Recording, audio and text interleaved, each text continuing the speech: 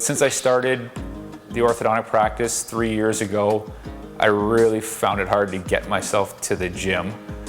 I'd get home and too tired, or I'd get home too late.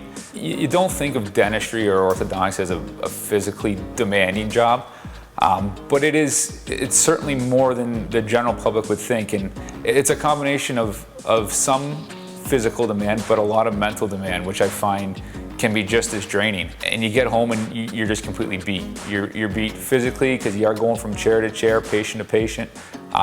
But the mental part of it does beat you up. Every case is a puzzle, and every patient you work with, you got to figure out, what are we doing today? How are we going to make this work? And at the end of the day, after seeing dozens of patients, you can really be beat up, and you can be really tired. So if you had been to the gym before, it can get boring.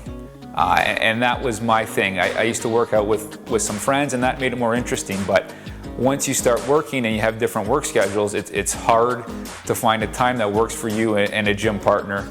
And that's what I found. So I was going on my own, and I started to find it boring. And that's probably the biggest reason I stopped going. I wasn't enjoying it anymore.